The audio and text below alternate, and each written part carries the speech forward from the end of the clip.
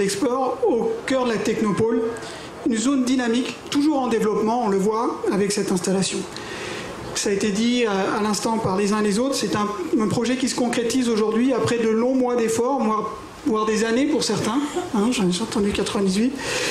Et je veux tout d'abord remercier l'ensemble des acteurs professionnels et institutionnels qui se sont mobilisés pour faire naître ce lieu. Un lieu que vous avez voulu ouvert sur son environnement, à proximité de la zone aéroportuaire. Je sais que vous êtes là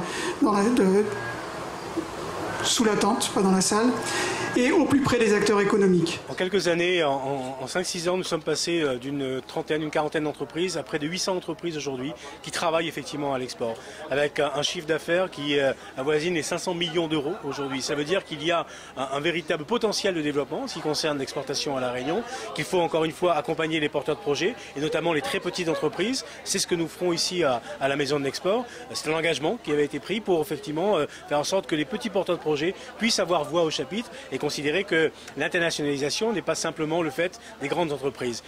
Et cette dimension, encore une fois, pour le développement de La Réunion, pour la création d'activités, pour la création d'emplois, est absolument nécessaire si l'on veut effectivement assurer cette dynamique réunionnaise. Donc ici sur le territoire, mais également dans tout l'espace océan Indien, avec les autres îles de l'océan Indien, mais également en Inde, en Chine, donc en tous les pays d'Afrique de l'Est. Voilà l'ambition que nous devons avoir et que nous avons aujourd'hui pour l'entreprise et l'économie réunionnaise. Alors, nous sommes directement signataires, tout simplement pourquoi? Parce que nationalement, nous signons tous les programmes régionaux d'internationalisation et notamment les PRIE.